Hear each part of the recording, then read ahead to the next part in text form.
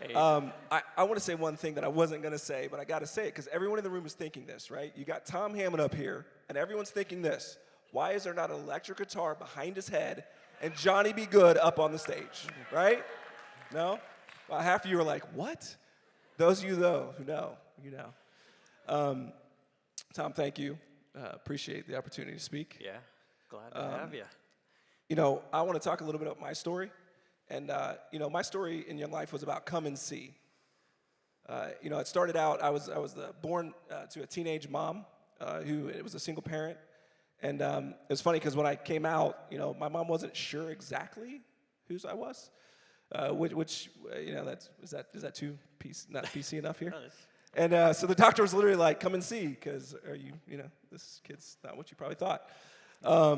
But it was interesting because, as Jackson said, right, we're all wonderfully made.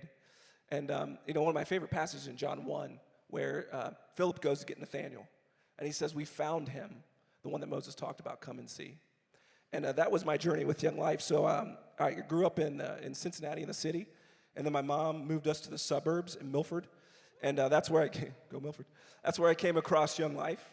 And what was interesting is my Young Life leaders were Rick Shear, Ryan Meekum, Devin Craig, Jason Gant, Melissa something, Childry, and Reggie, who's now Reggie Rendell's all-star team. It was like an awesome team. And what was interesting is, you know, I remember meeting Rick and his wife, Amy. I was coming out of a play, and I met them. And they just, from that moment, from my sophomore year, they just loved on me, even when I was a turd. And so I literally went to maybe one club, one campaigners, but I went to camp. And that's where I came to know Jesus, at Champion, sitting on a rock, praying. And, you know, it was interesting because I didn't do anything with it my senior year. I just kind of ditched those guys. I was too busy, I guess. But it was interesting because my mom had told me I had about 2 weeks to get out. She's like, hey, you know, you get out. You're eating too much of my food, all that. So I, by divine nature, I ran into one of my former leaders, Devin Craig, at a soccer game. And it was interesting because he said, hey, what are you doing? And I'm like, I have no idea. And he goes, hey, we're all going to Northern Kentucky with Rick Shear to start Young Life. You want to come? And I was like, hey, why not? And I met with Rick at a Hardee's in Northern Kentucky. And what Rick said to me, he said, hey, why don't you come and see? Come and see what God's going to do. And so I did. I left everything and went with Rick. And then the thing that stood out to me, and I think this is part of Young Life's DNA, you know, I can relate to Gil. When he was talking about me, I had no clue what I was doing, totally unqualified, and had no training. Like, literally, I had no idea why in the world Rick was like, hey, go ahead and lead this club. I'm like, okay, great, I'll figure it out. But now I understand why. And the thing that drove me, and I think this is what drives Young Life. I apologize, guys. I have a paralyzed vocal cord, so I know it's a little bit hard at times to hear me. But here's what drew me. Rick, there's 4 things about Rick that I loved. He unfailingly loved Jesus with so much passion. The second thing is that he believed in you as a leader. The third thing was that he always kept the main thing. The North Star was always Jesus. And the fourth thing was that he had an unflinching faith in God's desire to reach all kids. I believe that's the DNA of Young Life. That Young Life is about people, who love Jesus and love kids. So from there, it was interesting because, you know, I was trying to figure out what I was going to do with the rest of my life. So I went out and did a couple things, went to Fifth Third, didn't like that, did some other things. And I remember I was asking Rick a question, and I said, Rick, why do we not have Young Life in the urban schools? And he says, I don't know, why don't you go do it? I was like, crap, what am I doing? and I remember. Shouldn't have asked that question, right? Shouldn't have asked that question, right? Yeah, I should never have asked that question. Be careful what you ask for.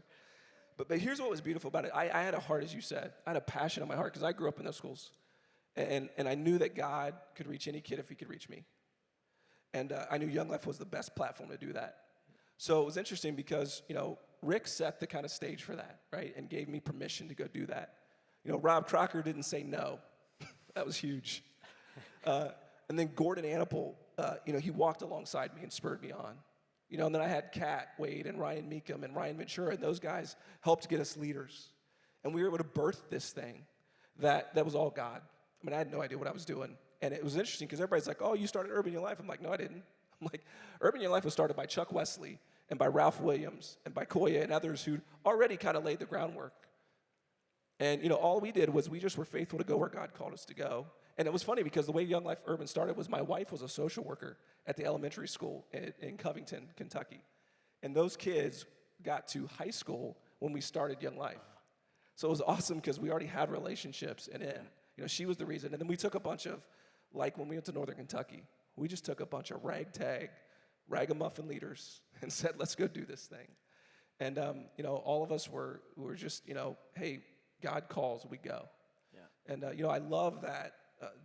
And really, lastly, to close out, what I'll say is, all we were doing was what Hebrews 12:1 says. It says that since you're surrounded by such a great cloud of witnesses, Jerry, Tom, all of you, it says, go and run the race that Jesus has marked out. That's what we're doing is, fix our eyes on Jesus, the author of faith, and go for what he's called you to do. And that's what we did. And it was fun because out of that was birthed Urban, Capernaum, Southeast Cincinnati. It was just fun to see how God worked. And he continually does that. He takes unqualified people. That's right. And he puts them where he wants them.